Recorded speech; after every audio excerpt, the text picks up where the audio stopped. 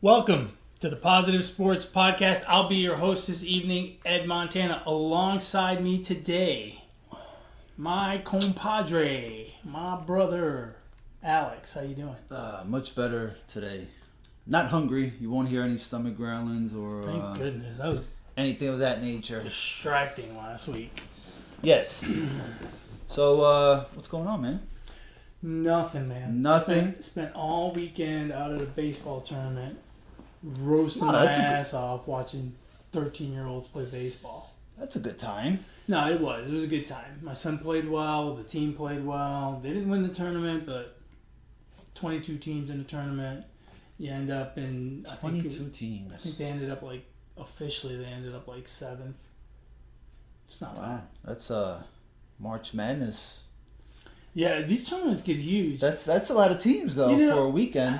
Yeah. Well, and that's just one specific age group, right? Because there's 3 13U tournaments going on. Uh-huh. And that's this organization. There's another organization that also has a 13U tournament. So you figure each one has anywhere from 15 to 20 teams. This one happened to be a little bit bigger, 22. But say on average 15, call it 12 teams. 4 tournaments, 48 teams. Damn, that's a lot. Each team has 12 kids. That's 500 kids just in 13U. Damn. Yeah. I didn't realize there was that many teams for a Little League tournament. It's not Little League, bro. Yes, it is. No, it's not. Yes, it is. Check yourself. It's not Little League. Little Big League. No, it's not Little League. It's not Major League. No, you know what's funny is when you talk to these people about kid baseball, and I'm guilty of this as well. When they say my kid plays Little League, you're like, oh, that's cute. but what my kid plays, he plays travel ball. Travel. Mind you, he doesn't leave Houston, but it's travel ball. He plays select. Yeah, elite tournament. Into the pitcher's mound is 60 feet 6 inches from home plate. It's Little League. Almost, man. At 14U they play on high school fields. Is high school is already... High school plays 90 feet, okay. Yeah. All right. So right now he plays 80 foot in these 13U tournaments, but they've... 80 foot? Oh, huh? The bases. Oh, I'm like, wait a second. He's definitely beyond Major Leagues. Dude, you gotta get... I understand that you don't have a kid playing baseball, but you gotta get with the lingo. You don't talk about the pitcher's mound, you talk about the bases. So it's 60, 80, 90. He plays 80. Oh, okay. Well, you didn't specify. I don't need to specify because I'm cool with the kid baseball stuff. I was stuff. about to say, man, that's beyond Major League. I wonder how much it's a big difference. They played in a 14U tournament a few weeks ago, and they played 90 feet, and so when they pitched, it looked slower. Mm-hmm. I wonder how much of a difference it would make if Major League Baseball just pushed them back a little bit. How much more offense would there be if it was 100-foot bases and the pitcher was, respectively, however much further that is? Yeah, I mean, as a lot of Tommy Johns now, imagine then if they moved it back 10 feet. Damn. 10 feet is... The bases, if they move the bases back 10 feet, then they would move the pitcher's mound back, I think, 6. 6 feet? Yeah. Well. I mean, look, offense went up considerably when they put in the regulation on the mound height. That was the same distance, right? But now they said no more than 10 inches high, and all of a sudden the offense has exploded. Can you imagine if they moved it back 10%, basically? That or the baseballs are juiced. They talk about all this stuff to speed up the game. There's ways to speed up the game without really messing with the fiber of the game, right? Mm-hmm. If you wanna speed up the game, call the traditional strike zone, the one I was taught as a kid, from the letters to the knees, right? Because right now they don't call anything from about mid-stomach up to the letters. So that high strike is... If they start calling that, Scherzer's going to strike out 400 batters. But I agree. But you know what though? I think the games are a tad faster this season, and the games that I've watched on ESPN, this strike zone seems a lot bigger than that K zone that they put up there, and I think that's helped speed up the game because I think so too. because the batters are now chasing, and if they're not chasing, they're looking at a cold strike, 2 to 4 inches outside of the strike zone that you see. So it feels like the umpires are have a wider zone, and it just seems that the games are going by just a little quicker. Yeah. Even though the offense has, The Mets played a game in an hour and 59 minutes yesterday. Now, granted, the Mets don't hit. Right. So that explains that. They didn't hit all series. Oh my God. Against the Marlins. They had 3 hits in the last 2 games? Yeah, something like that. 1 yesterday, 2 the day before maybe. I don't know. Dude. It's been pretty bad. Yeah, I can't say I'm surprised. The Mets lineup was what I expected to be the problem before the season started. And I'm not surprised that that's the problem now. But they have batting and pitching problems. Well, the pitching, you can't expect DeGrom to throw 27 straight. No, but it's trickled down all across the whole rotation. So. Well, but like DeGrom hasn't been as dominant as last year, but he's still good. Syndergaard is good. Wheeler has had really good starts, really not good starts. Same thing with Matz. He's had good starts, bad now he's hurt. It's been kind of up and down with that team, but still, but part of it too is you can't get a good read on the Mets pitching because those guys are pitching under ridiculous pressure. They know they have to be perfect. Yeah, but I don't know if it's not pressure at this point, man. At this point, it's just a bunch of bad luck. That's all. That's all it is, man. It can't be starting off the same way in April every single season, and by 2 months, it's halfway through. They're cursed. So I'm trying to think if it's like the Bernie Madoff curse, the Bobby Bo curse, the Jason Bay curse. The Mets are cursed, plain and simple, and that's all there is to it, man. I mentioned that I was not surprised by the Mets. What have you been surprised by? We're 6 weeks into the season now. I think there's a lot. We've played how many games roughly? Let me check real quick. About 50, just under 50. So we're a little less than a third through the season, right? Is that right? So 45. Like so we're a little past the quarter-way point. Yeah. We're a little past the quarter pole. I mean, What are you surprised by so far? The Phillies have been a surprise. Why? Because even though we expected them to, I don't know. I don't know if many expected them to be in first place at this point. I think a lot of people expected them to be in first. But when you look at the Phillies, you look at, oh man, they got Harper, Realmuto, Hoskins. They got this supposedly great lineup that is supposed to, set the world on fire. But it's been the opposite for the Phillies. It's been the pitching that's actually done really well, and I think that's been a little bit of a surprise for me. There, when you look at Harper, when you look at their batting average, it's really not that good. Yeah, no, they're definitely not hitting lights out, which is that is a bit of a surprise. We expected them to win games 10-8, not 3-2. Right. So, I think the method is a surprise, but the fact that they're in first is not a surprise to me. Yeah, I mean, yeah. That division is, right now the Mets and the Nationals are racing to see who can get their manager fired first. Yeah. Because it's not. Neither one of those situations are pretty. No, it's not pretty at all. Who's your surprise in the National League? The Pirates have been a nice surprise. They're 24-20. I didn't expect much from them, but they're playing good baseball. Yeah. They're matching up with everybody. They're only 3 games out. They got decent pitching. They just can't really score runs. Right. That's been their problem. I'm not surprised that they can't score runs. I was not overly impressed with their lineup coming into the season, but I expected their pitching to not be that much help either, and it's been the opposite. The pitching has been very good. Tell you what hasn't surprised me in the least. What's that? The Astros.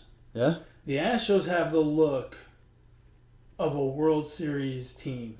And I know it's May. A lot can happen between now and October, but man, they look good. They've already strung together 2 10-game winning streaks. And that team, it's got good pitching all the time, it seems like. Yeah.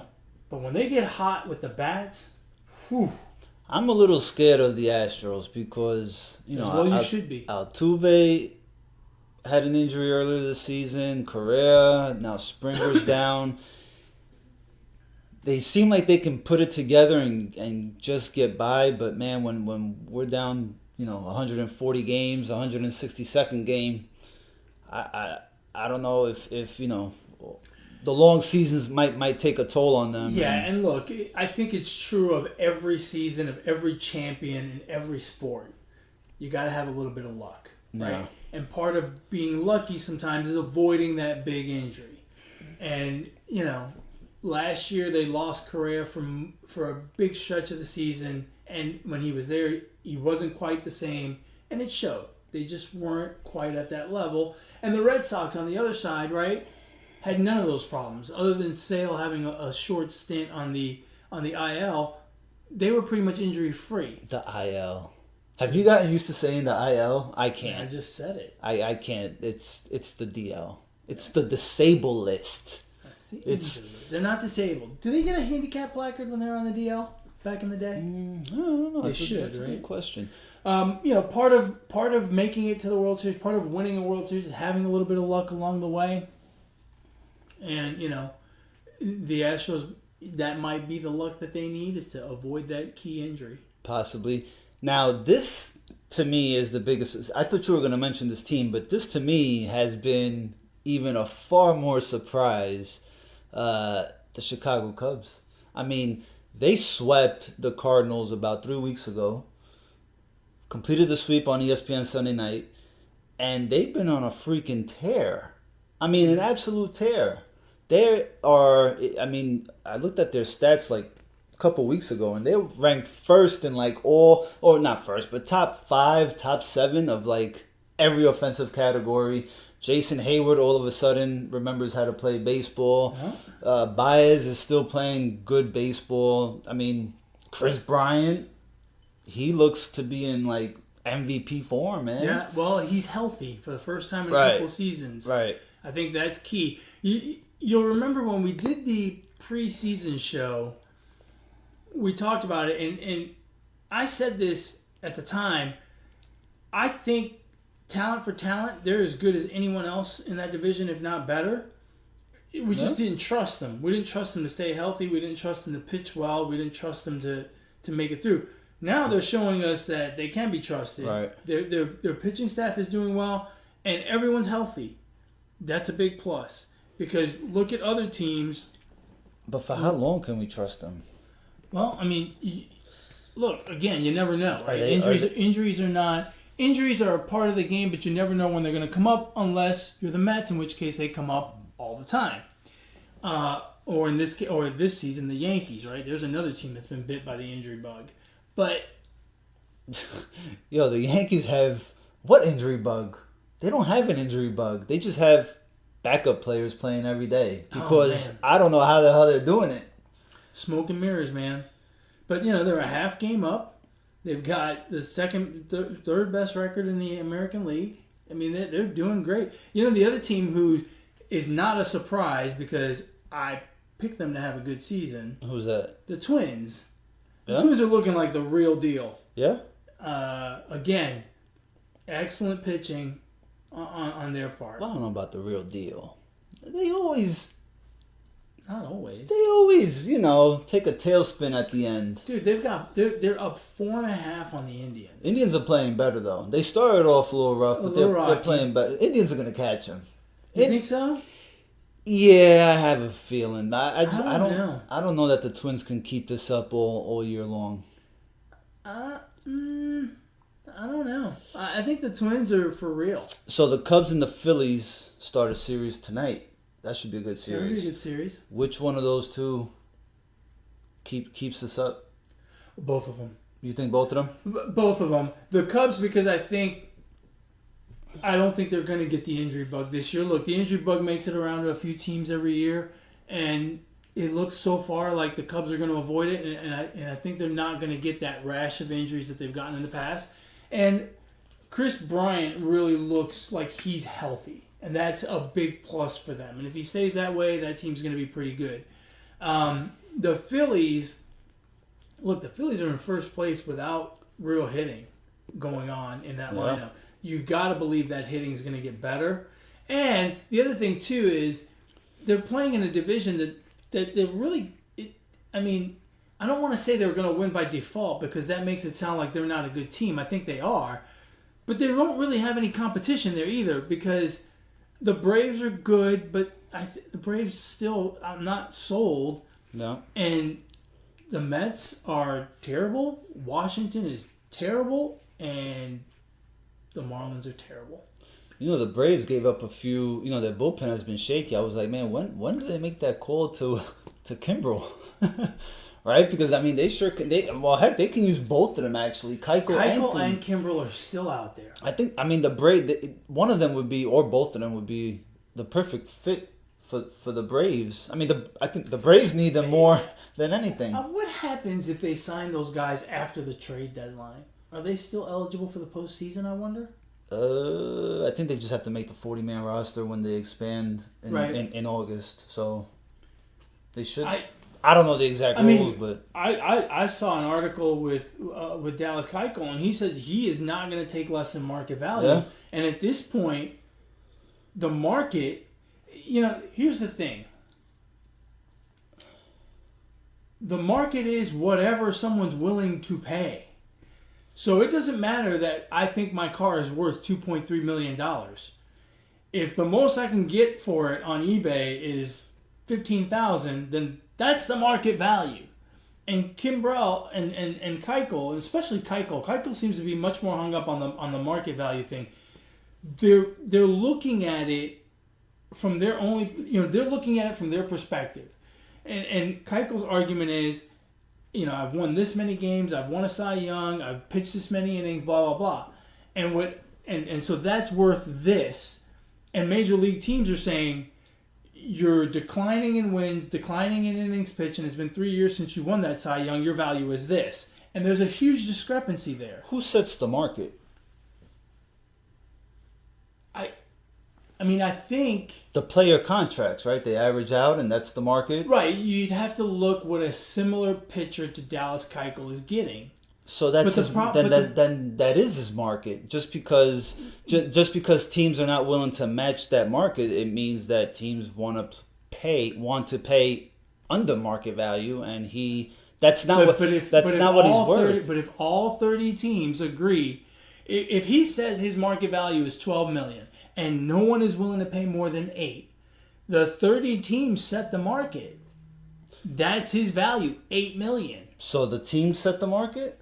I don't think so. It all depends. It's kind of like it all depends on how you look at it, right? The problem is he's looking at his market value based on his last 3 seasons as an average. So he's averaging 12 wins or 14 wins a season. So that puts him at this market value. Let's call it $12 million. Mm-hmm. The problem is that Major League Baseball teams are looking at the trend, and the trend is down. He won 20, 15, and 12, so that they're figuring the trend is now 10, which makes his market value $8 million. So it all depends on how you look at the value. Because it's no different than when you go, for a job interview, and this is what your title is, right? X, Y, and Z, and this is that's what the market value is for that title, with certain degrees and certain other things that factor into your resume, right? But part of the problem and the difference is when you go for a job, right? Mm-hmm. The market is every single employer in Houston. Right. Right? There's thousands of employers here that hire people that do what you do. Dallas Keuchel only has 30 potential employers. Yeah. So there's a smaller pot, so to speak, to look at. Here's here's the problem, right? So you look at his last 4 years, 20 wins, 9, right? He missed 7 starts, so 7 less starts, so it trended down. Then 14, but then 12, right? So he's looking at that and he's saying, look, I'm roughly a 15-win pitcher. Mm-hmm. And other teams are looking at that. The teams are looking at that and saying the trend is down. You went from 20 to 14 to 12. You're a 10-win pitcher, not a 15-win pitcher, which makes a difference in the value. And that... How old is he? That's part of the problem. He's 31. 31. Okay, hold on a second. I'm going to pull up, because I'm curious. I don't think Jacob deGrom's record is... It's close to what his is. Keuchel's. What's Keuchel? 74 and what? 76 and 63. 7 years. 76 and 63? Yeah, 7 years. His see, this is the thing. His 162 game average is 14 and 11. Okay, DeGrom has 58 and 46, so he's got a lot less. And his 162 game average is 13 and 11. So, wait, what? His 162 game average. Okay, so that's not a big difference. Yeah, except DeGrom is going up. Is right? he? Well, he's gotten better over the last 3 years, right? Yeah, Has he not? Well, I mean, we need to fact. Well, this year he's 3 and 5. So wait, but the contract was signed before the season started, and Keuchel hasn't played this year. So we're looking at previously completed seasons, right? And so, I mean, well, I don't understand how Keuchel's still out there.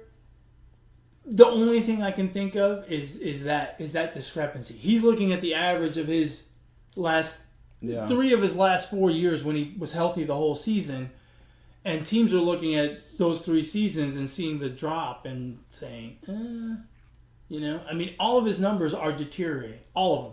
Wins, innings pitched, whip, all of it. They're actually not, because he's not actually playing right now, so those numbers aren't getting better or worse. His whip is pretty good. It's 0. He is just... They can't hit him. They can't hit him this year. Before or after? Before or after what? The trade deadline. Does he get signed? He said he's prepared to sit the season. Wow. So I don't think they're gonna sign him. Unless, of course, a team just loses their mind and says, "Here, take my money." Well, or loses one of their key starters, right? Like if I don't know, Scherzer goes down or something. Maybe the Nationals. I don't know, or another team that. I don't know. I am, like I said, I am baffled by. Yeah. And quite frankly, the Kimbrel situation is almost more perplexing because I don't think he has the market value discrepancy that we're talking about with Keuchel. I think with him, it's just everyone's afraid to touch him because he's old, which he's not that old. Well, you can't give a close. I mean, he's older. In closer years, he's old. He wasn't that great for the Red Sox last season. My understanding from what I've seen is no one's even calling him because teams don't believe. He wants a contract commensurate with a guy who's been in the league for X number of years and blah, blah, blah, and he's a good closer. And teams are saying, well, I can go out and get a 20-year-old kid with no experience to give me those numbers and pay him the league minimum. So I think that's a discrepancy there, which I think his situation is worse because at least Keuchel can come down. Kimbrel, he's got X number of years in the league. It is what it is, right? Well, I guess more power to them if they feel that confident that. I'm really surprised about the Keuchel situation. Do you think Bellinger bats 400 this season? No? He's at like 405, 409. He won't make it. He won't make it to the All-Star break at 400. So when? Before the All-Star break. Before the All-Star break? All-Star break? Yeah, before the All-Star break, he'll be. I bet you he doesn't make it through the month of June. July 1st, he is not hitting 400. Yeah, that's hard to do, man. It is. That's hard to do. It's not easy. But he's like, he's in first in every. Oh, he's having an MVP season. Category. He's got such a sweet swing too. Yeah, he does. He's got such a sweet swing. You take Yelich or Bellinger right now? Right for MVP? No, just. Oh, to start my team? Yeah. To start my team, I probably take Bellinger. They're both young. They're both young, yeah. I don't think you go wrong either way. Yeah. Same thing in the American League. Who do you take? Trout or Trout? Springer? Trout. Mookie Betts? Trout. Aaron Judge? Trout. George Springer? Altuve? Trout. Alex Bregman? Yeah, Trout. Ohtani? Yeah. Ohtani comes with Trout. They play together. Ohtani came back and he hit a home run. Dude. It's about time. I was so happy. I am an Ohtani fan just because I wanted him to win MVP so bad. Rookie of the year. Huh? Rookie of the year. Well, I wanted him to win MVP. Oh, okay. Right, because my argument was if he pitches... Oh, wait, he did win Rookie of the Year. Okay. My argument was that if he pitches enough and hits, how is he not the MVP? And now, even though he's not pitching, I'm still rooting for him. I don't know why. I guess it's because I want to see that. I want to see that happen. Yeah. He may not pitch at all this season. Right? That's the plan. The plan is for him to not pitch this year. Well, huh? Which, that's fine. He's young too, man. He's young, but look, he's just another guy if he doesn't pitch. I don't mean that. I don't mean it like that. But as far as me being a fan of a random player playing out in freaking Los Angeles of all places, the only reason I'm a fan of that guy is because I want to see that, right? I want to see a guy with 12 wins and 30 home runs and 100 RBI. Like, I want to see that. You would pay to go see him? Like if he was if he was scheduled, penciled into yeah. Especially if we lived in a National League park, right? Oh, because then you'd see a pitcher who could right. Like they so put he would the bat pitcher, twice? They'd put the pitcher in the 4-hole. I mean, what does he hit now? Does he hit in the 3-hole or the 2-hole? I don't know. I don't know where he's hitting. He's got to be hitting. Well, he hits in the top 5 in the lineup, right? He should be. When was the last time you saw a pitcher hit 5th? High school? Little League? Little League. Yeah, seriously. Let's see where he batted yesterday. Let's see. If he played. I'm an Ohtani fan. I can't. Yeah, I'm for it, man. I think it's just because I want to see the enigma that is a Ohtani batted 3rd. He's batting 260. He's batting more than Bryce Harper is. Oh, and he can pitch. Ohtani. I like Ohtani. Yeah? I'm not gonna lie. It's one of those silly little things that makes me root for him. Just because I want to see something that I've never seen before. So, anyway.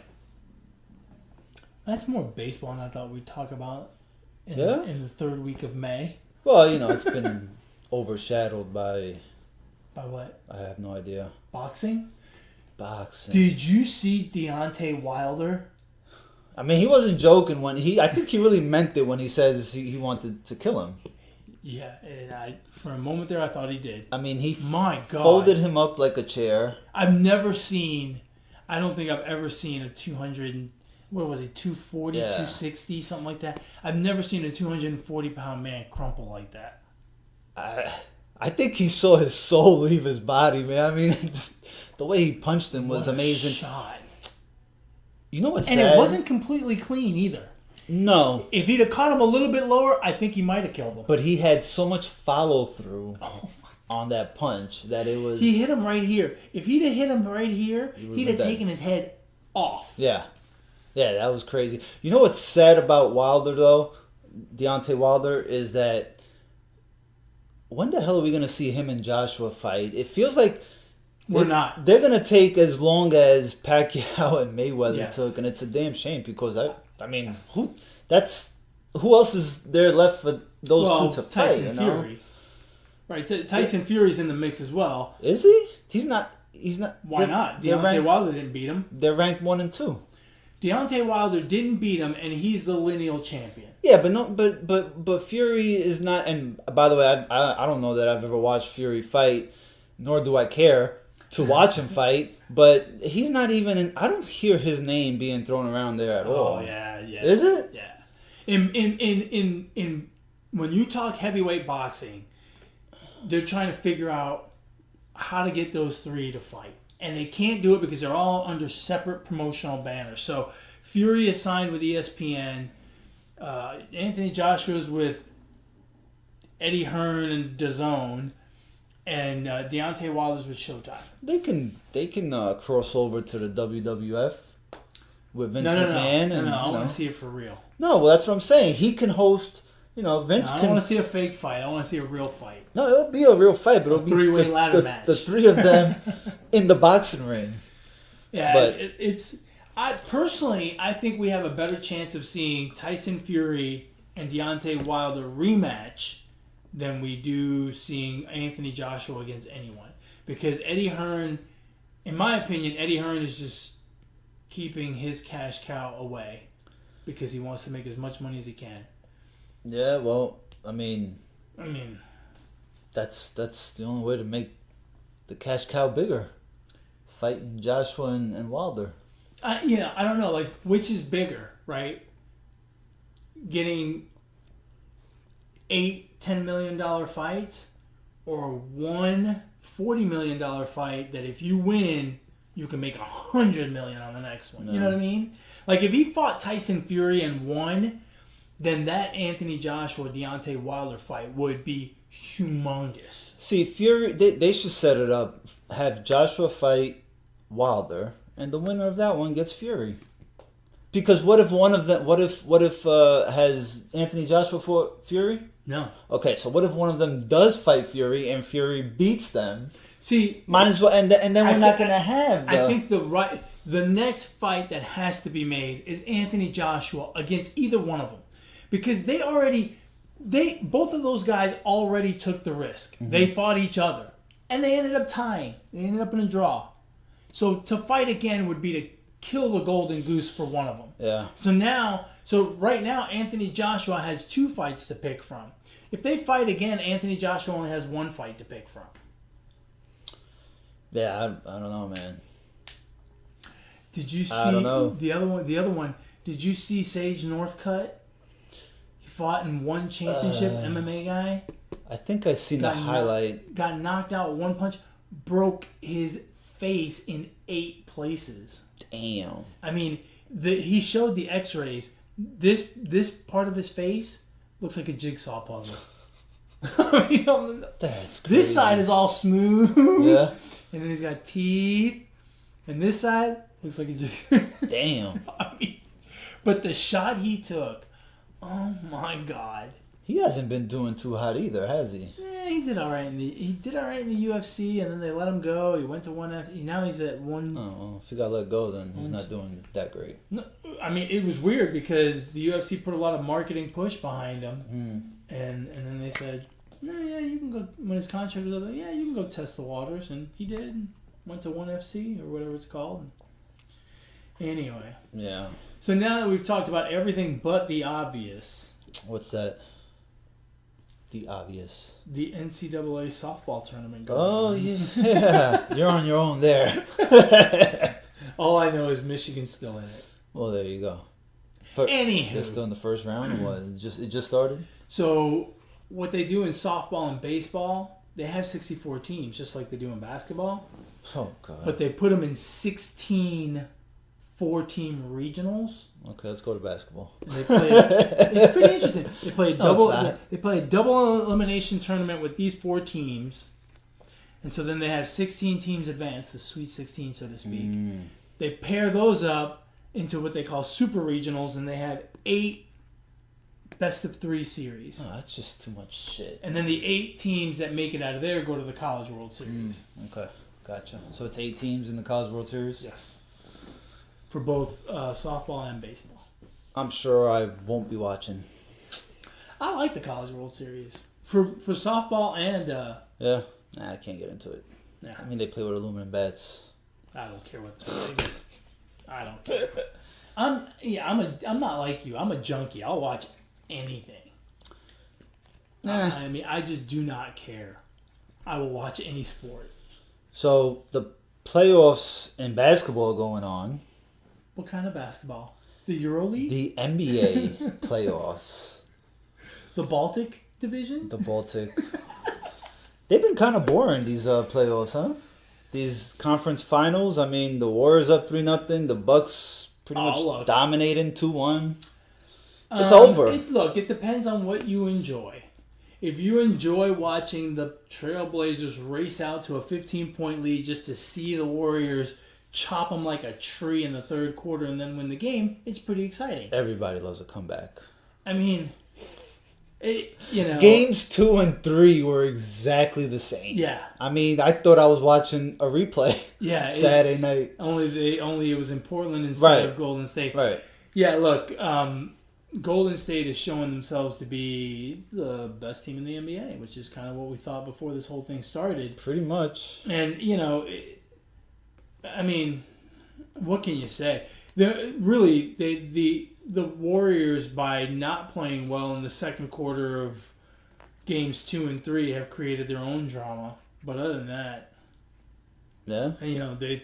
they've created the only drama, which is can they come back? But to be quite honest, as soon as the third quarter started in game 3, they came out and they just looked different. And I thought, this is going to be a replay. And it was. And I don't know what the Warriors or what the Trailblazers have for the Warriors tonight. I hate to say it, but I don't think they have anything for them. And it's a shame. But do they show up? No, literally, do they show up? Yeah. I think the Trailblazers have run out of gas. You have to remember, they played a tough, physical 7-game series with Denver, and those games with OKC, it was a 5-game series, but they were tough games, all of them. Yeah. They had no gimmies.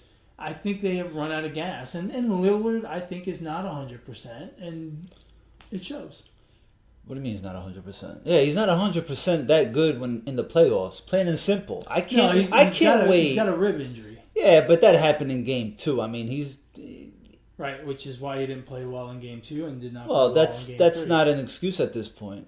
It's just not an excuse. I mean, Curry's been playing with 2 broken fingers for 2 series already. Not an excuse. But he's Steph Curry. I can't wait until I start seeing everybody say Lillard is just not that clutch in the playoffs. He's just not. I'm sorry. He's just not. I don't know. He's super sloppy with the ball, man. He's a really good player. When? He's just not quite at that level, and he's flying solo.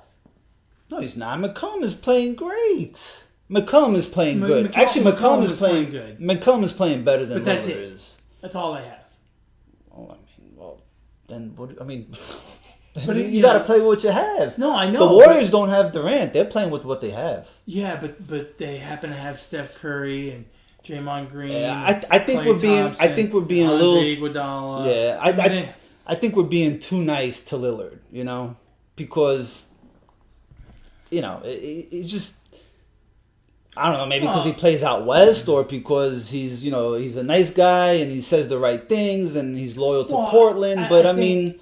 He's just not that clutch. I don't think anyone is saying you're. But nobody has come out and actually said what I'm saying. But here's the thing: you're comparing him to Steph Curry. No, I'm not. You're comparing him to Kevin Durant. No, I'm not. You're comparing him to not. LeBron James, and what he is he's really good, but he's just not quite to that level, and so I don't think it's that he's not clutch. Well, that's how you get to that level. Not, right, but he by not turning the ball over in key situations. I know, Alex, but you're saying, and maybe you're not, and correct me if I'm wrong, but it's almost like you're saying he's not a good player because he's not as good as those elite superstars. And what I'm saying is he's really good. He's just a notch below Steph Curry and a notch below Kevin Durant and a notch below Giannis and a notch below James Harden. He's just not quite there. I mean, the last time Kawhi Leonard won a ring was in 14, right? Mm-hmm. He hasn't he hasn't really done much in the playoffs. Well, he's but carrying that Raptors. Exactly. So what? And that's present. That's now. So as much as we can go back and remember that Kawhi Leonard locked down LeBron James in the finals, right? We still have, stuff that he's doing now, hitting, buzzer beaters and locking down the Greek Freak last night. He played pretty good defense. Yeah. And he just shows up. But Lillard doesn't show up. Yeah, but I think not in the playoffs. In the regular season, he's got a bunch of buzzer beaters and big time performances. I think it's unfair to say that he's not showing up. He's just not as good as those guys. It's not that he's not showing up. Well, he's showing up because he's got an obligation. He's on a team and he's got to play.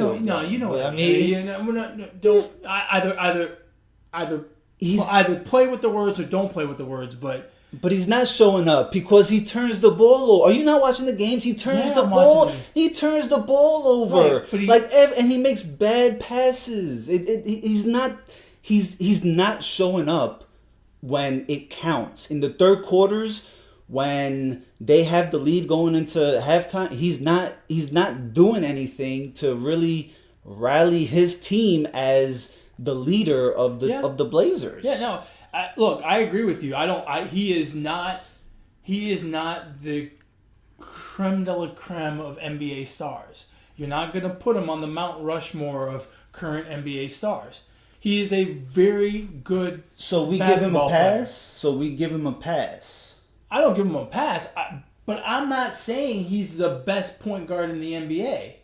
No. But I'm not saying you are. But he is considered, amongst others, one of the top guards in the league. He's probably a top 5. Yes. Yeah, but he's not one or two. But he's not one or two. But that's what he's up against. But at this point, there's only 4 teams left, and you're going up against the best, and it's time to show. And it's time to show that you can play with the best, regardless if you are or not. Right. You want him to be one of the very best, and he's not. He's one of the very good. Yeah, I guess so. No, look, that's what I think he's very good, but yeah, you're right. There is a marked difference between him and the other elite point guards of the NBA. Yeah. I just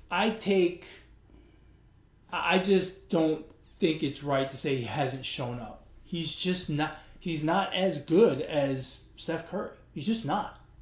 And that's what we got. Yeah. What do you think about the East with that?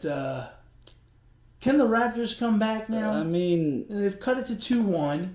I've watched the games, but they've been some boring-ass games.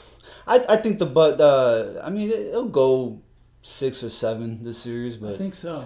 But, I don't know. I don't know what to think about that series because besides Kawhi, and Game 3, where Lowry finally showed up. And then fouled out. Right? Actually, he had a good Game 2. Actually, he dropped like 30 points in Game 2, but they lost. Yeah. So, I don't know what to think about the Raptors. I think it's going to go 7. Yeah. And, the problem is going to be, is Kawhi injured? He grabbed at that quad a lot. He had a quad problem last year, the year before, whenever with San Antonio. It's worrisome. If he's healthy and you hold Giannis to 12 points, shit, you got a series. Yeah. Which is what he did yesterday. But can he do that over and over again? It's a tall order to go out there and defend against that guy one game, let alone 3 more. Yeah, it's going to be tough. It's going to be a tough series. I don't think it's going to be easy for either one of them because Milwaukee, although I think they're the better team, if Kawhi's healthy enough to lock down Giannis, man, all of a sudden the complexion of that team changes. It becomes more difficult. Yeah, but do you want to see the Raptors in the finals? Because I don't know that he's enough to take on what is probably going to be the Warriors, right? Like I just don't. But quite frankly, I think the same thing about the Bucks. But the Bucks have a big three, according to you. Yeah, and it will be more entertaining. Yeah. In the sense that Giannis is entertaining by himself, right? Right. But as far as winning, the Bucks have a better chance. Oh yeah, I think the Bucks have a better chance, but I still don't think that's a very good chance. Like I think against the Warriors, it's right. Like especially if KD comes back. I mean, geez, that's just it's just such a tall order. You look at these teams, right? Like Milwaukee is obviously developing that big three, and they're coming into their own, but they're not. They're almost there. But I mean, you look at the Warriors. If KD's healthy, they got like a big five. Yeah. I mean, watching Draymond Green and Steph Curry run pick and rolls, it's like, what are you gonna do? Because Steph can step back and hit a 30-footer, or he can drive the lane. I mean, it's just pick your poison. It's ridiculous. You see, Draymond says he's been toning it down, and he realizes how he looks on video, flopping, and wasting energy on complaining with the refs. Which, by the way, I love that he came out and said that. He has been a model citizen in these. I love the fact, because the whole flopping thing, that is annoying, and after every single play arguing with the referee, that's annoying to watch. How many games does he go without getting the tee? I don't give him that much. Someone's gonna test I believe him. Let's think about it. That's not fair. Well, this series is over. This series is over, so no one's gonna test him here. And who on the Raptors or Bucks is gonna get under his skin? Yeah, really. I can't. Brooks Lopez, maybe. Eric Bledsoe, maybe. I can't think of nobody. Right. Right. Yeah. He doesn't have that kind of beef like he does out in the West with Westbrook and Chris Paul and James Harden. He's got guys out West that he messes with all the time. These two teams in the East, he sees them a couple times a year. If you're, I think he can stay clean. If you're Clay, Steph, or Draymond, do you stay and just, do you get everyone together and say, hey, let's stick together and let's go for the ultimate championship dynasty? Yeah, just like LeBron went to 9 straight. Let's go to 9 straight and win 7 of them. Yeah. Or do you part ways? Personally, right? I'm not a professional athlete, so I don't have the same confidence that they have. Right. So maybe this is the difference in my answer, but I love winning. Yeah. I say, guys, let's stay and let's just keep winning this thing over and over again, so that they talk about us like they talk about the Celtics. Right. You know what I mean? Right. But these guys are extremely confident. And I'm sure that every single one of them thinks that they can go and make their mark on another team. Like Steph knows he can go make his mark and possibly win a championship by himself. Right? He has that kind of confidence. KD, the same thing. Klay Thompson probably thinks, I could team up with Anthony Davis, right? Draymond Green probably thinks, I can get into that Boston lineup and turn things around. They have that kind of confidence that makes them think, maybe I could show that I'm not just a product of that Warrior system and those 4 other guys, that I could go do it someplace else. So, personally, I would say let's stay, let's build a 10-year dynasty. Let's have them talk about the Golden State Warriors in the same breath as the Boston Celtics. Yeah. But those guys are different. They've made it to that level because they are different, not just because they're slightly better athletes than me. So maybe they do want it. What would you do?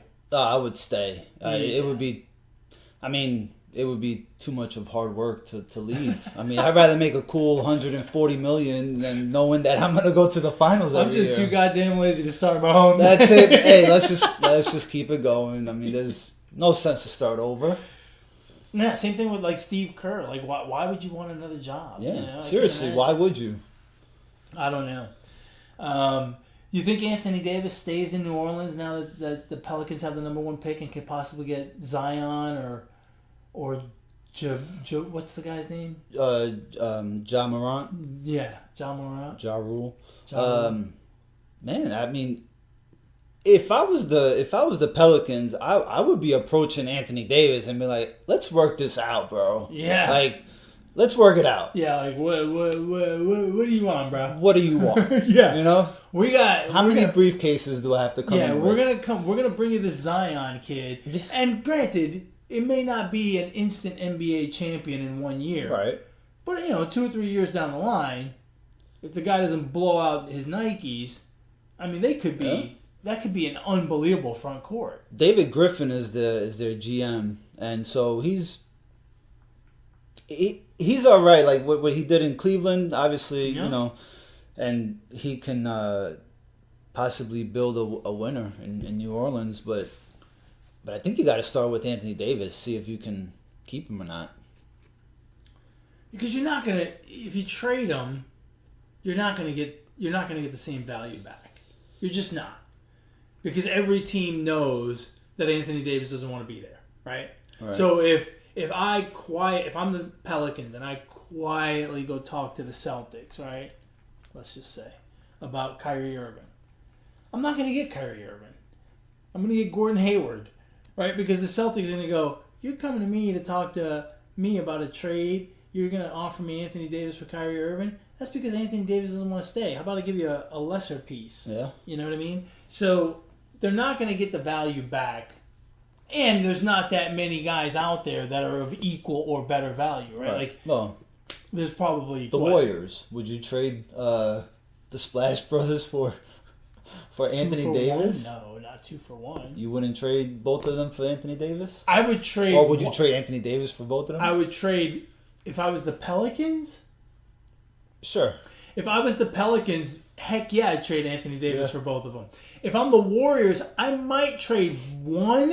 And Draymond? Plus... Or, no, not Draymond. Plus like an Iguodala?